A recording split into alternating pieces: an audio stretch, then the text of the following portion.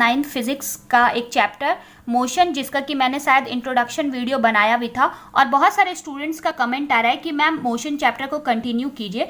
तो आज मैंने उसी का टॉपिक लिया है, स्केलर एंड वेक्टर क्वांटिटी। आज हम लोग जानेंगे कि स्केलर और वेक्टर क्वांटिटी क्या होता है।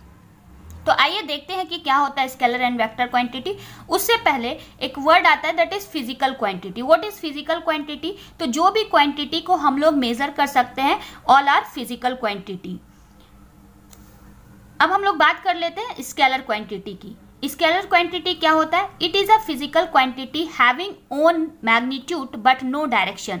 जिसके पास अपना मैग्नीट्यूड हो लेकिन डायरेक्शन नहीं हो। अब ये मैग्नीट्यूड वर्ड जो है बहुत टफ आ गया। जैसे ही बच्चे पढ़ते हैं उन्हें समझ में ही नहीं आता ये मैग्नीट्यूड है क्या। तो एक्चुअली में ये मैग्नीट्यूड क्या है? What is magnitude? That is called the numeric measurement. ठीक है, कोई भी चीज, मान लीजिए आप, मम्मी ने आपको बोला ठीक है बेटा मार्केट से 1 kg फ्रूट्स लेते आना, तो ये 1 kg जो है ये क्या हुआ? उसका मैग्नीट्यूड हुआ। उसी तरह यहाँ पे डिस्टेंस क्या हुआ? तो डिस्टेंस, जैसे कि आप कहीं जाते हैं तो क्या बोलते हैं? मैं 5 किलोमीटर चल के आया हूँ। तो ये डिस्टेंस कवर किया आपने 5 किलोमीटर, और ये 5 किलोमीटर जो शो कर रहा है एक्चुअली में ये क्या है? इसका न्यूमेरिक वैल्यू है। तो इट मीन्स ये क्या है? ये मैग्नीट्यूड शो कर रहा है। जैसे स्पीड, आप मान लीजिए कि कोई वीडियो देख रहे हैं या कार चला रहे हैं, तो आप क्या बोलेंगे? मैं 20 किलोमीटर पर आवर की स्पीड से आया हूँ। तो ये क्या शो करता है? आपका मैग्नीट्यूड शो करता है। उसी तरह टाइम, आप सपोज दैट पढ़ाई कर रहे हैं, आप क्या बोलते हैं? मैं 2 घंटे से पढ़ रहा हूं। तो ये 2 आवर क्या शो करता है? That is called magnitude. तो वैसा क्वांटिटी जिसमें सिर्फ और सिर्फ मैग्नीट्यूड हो और डायरेक्शन नहीं हो, उस क्वांटिटी को हम लोग स्केलर क्वांटिटी कहेंगे। फॉर एग्जांपल डिस्टेंस हो गया, स्पीड हो गया, टाइम हो गया एंड मास ईटीसी। और भी बहुत सारे क्वांटिटीज हैं, उसको हम लोग आगे देखेंगे चैप्टर में। जब ये चैप्टर आप पढ़ेंगे, ये आपको जानना इसलिए ज़रूरी है क्योंकि इसके बाद जो डिफाइनिंग टर्म आ रहा है जैसे distance, displacement, speed and velocity, तो बहुत सारे चीज़ को आपको कैटेगराइज करना पड़ेगा कि कौन सा स्केलर क्वांटिटी है और कौन सा वेक्टर क्वांटिटी है। तो स्केलर क्वांटिटी में क्या याद रखना है कि स्केलर क्वांटिटी के पास सिर्फ और सिर्फ ओनली एंड ओनली मैग्नीट्यूड होता है। There is no direction. यहाँ पर डायरेक्शन का कुछ है ही नहीं। अब हम लोग बात करते हैं वेक्टर क्वांटिटी की। वेक्टर क्वांटिटी क्या है? It is a physical quantity that require both. जिसके पास क्या होना चाहिए? दोनों होना चाहिए, magnitude as well as direction. Magnitude as well as direction मतलब आपके पास मैग्नीट्यूड भी होना चाहिए और डायरेक्शन भी होना चाहिए। जैसे कि मैंने यहाँ पे एग्जांपल दिया, डिस्प्लेसमेंट, वेलोसिटी एंड एक्सेलरेशन। तो ये सब डिफाइनिंग टर्म तो आपने पढ़ा नहीं है। सपोज दैट अगर आपको बोला जाता है ठीक है ट्रेन किस साइड चल रही है, तो आपको बोला जा रहा है कि ट्रेन की स्पीड जो है 5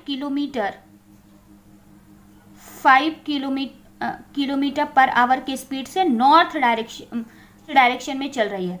तो ये क्या हो गया आपका? ये क्या शो कर रहा है? That's called the vector quantity. मतलब जिसमें आपको मैग्नीट्यूड भी शो करे और डायरेक्शन भी शो करे, तो उसको हम लोग बोलेंगे वेक्टर क्वांटिटी। इस वेक्टर क्वांटिटी का एग्जांपल क्या है? Displacement, velocity and acceleration etc. और भी बहुत सारा चीज़ आता है। तो जैसे ही हम लोग चैप्टर में पढ़ेंगे, हम लोगों को पता चल जाएगा कि क्या क्या चीज़ आता है। तो दोनों के बीच सबसे बड़ा डिफरेंस क्या है कि स्केलर क्वांटिटी के पास कोई भी डायरेक्शन शो नहीं होता है, बट वेक्टर क्वांटिटी में magnitude as well as direction show होता है।